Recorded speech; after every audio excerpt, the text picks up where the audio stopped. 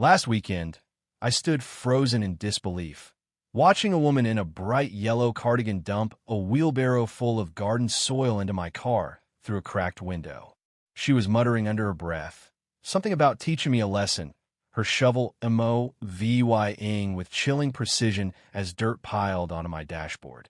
My heart raced, not just from shock, but from the sheer audacity of it. The kicker?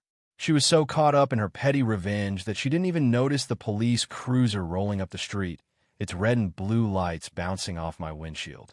I called them 20 minutes earlier, and their timing was straight out of a movie. The moment she looked up and saw those flashing lights, her smug grin vanished. That's when I knew this neighborhood tyrant, Linda Marshall, had finally picked the wrong fight. Let me rewind to how this all went down.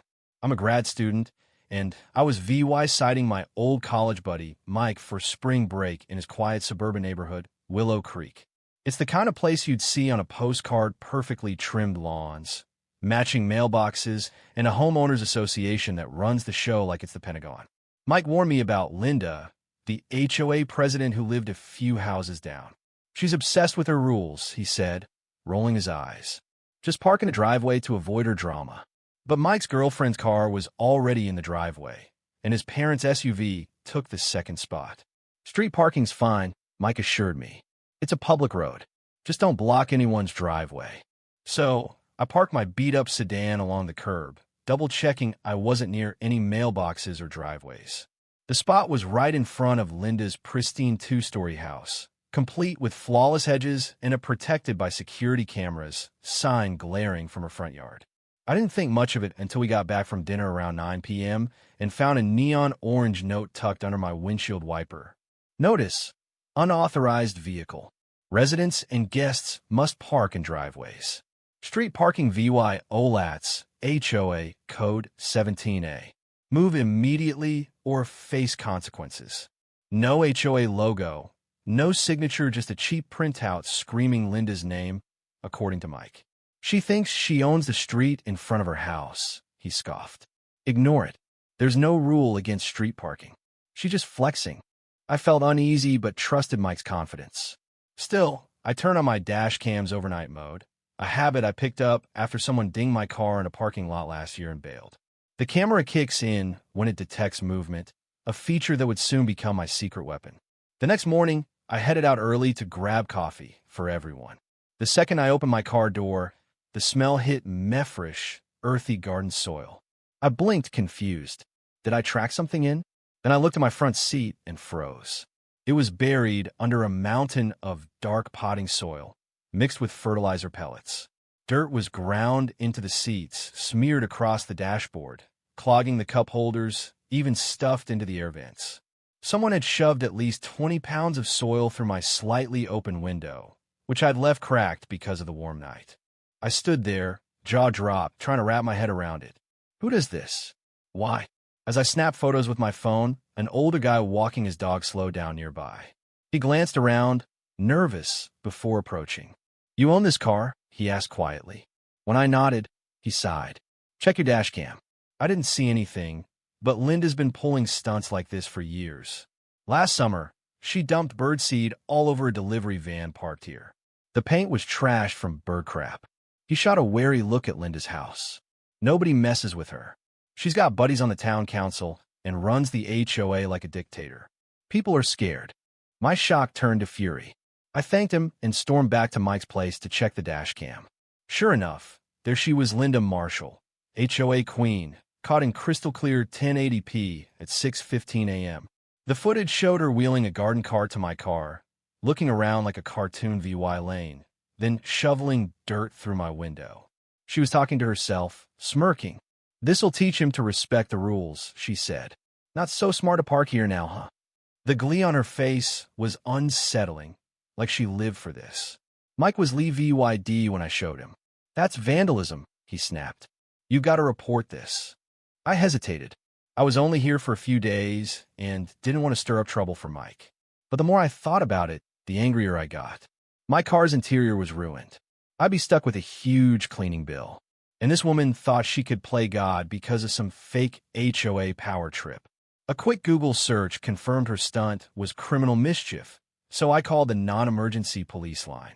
The dispatcher was skeptical, saying neighborhood spats are usually CIVYL matters. But when I mentioned the VY Deo, EVY Denke, her tone changed. We'll send someone over. 30 minutes later, 2 officers Ramirez and Chin showed up. They watched the footage on my phone, their faces hardening as Linda shoveled dirt with that smug smile. This is textbook criminal mischief, Officer Chin said. You want to press charges? I didn't even blink. Yes. This wasn't about parking anymore. It was about someone who thought she was untouchable. The officers headed to Linda's door while I waited by my car, the dash cam still rolling. I could hear everything. Linda answered in that same yellow cardigan, all smiles. Good morning, officers. What can I do for you? Officer Ramirez got straight to it. We're here about vandalism to a vehicle on the street. Know anything about that? Linda's face tightened. She crossed her arms. If you mean that illegal car parked in violation of HOA rules, I left a notice yesterday. And did you do anything else? Officer Chin pressed. Linda's voice dripped with confidence. I left a memorable reminder this morning.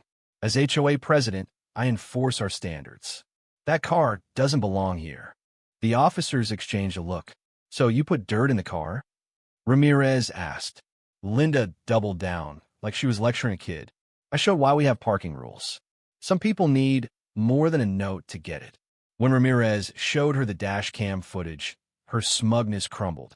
That's an invasion of privacy, she stammered. You can't record me. Chin shut her down. No expectation of privacy on a public street, ma'am. The camera is for security and it was needed. What happened next was pure karma. Linda's face cycled through shock, anger, then panic as she realized she'd screwed up. She tried backtracking, offering to pay for cleaning, but the officers weren't buying it. Turn around, Ms. Marshall, Ramirez said, pulling out handcuffs. You're under arrest for criminal mischief and vandalism. As they cuffed her on her perfect porch, neighbors started peeking out. Some looked stunned, others quietly thrilled. A woman across the street gave me a sneaky thumbs up when Linda wasn't looking. I wasn't the first VY Tim of her reign of terror, just the first with proof. Officer Chin led Linda to the cruiser, while Ramirez explained what came next. The DA would likely charge her with criminal mischief, which could mean up to a year in jail and due law 2,000 in fines for damage under due law 500. With no prior record, she'd probably dodge jail but face hefty fines and restitution. 2 days later, I got an email from the Willow Creek HOA. I expected an apology, but it was a formal notice. Linda had been booted as president and suspended from the board for actions damaging to the community's reputation. Even her HOA cronies had had enough. A week later, Mike texted me the final nail in Linda's coffin. At her arraignment, she was hit with due law 1,200 in restitution for my car and a due law 500 fine. The judge tore into her, saying her abuse of power made her actions worse. Linda stood there, mouth agape, as her petty empire collapsed.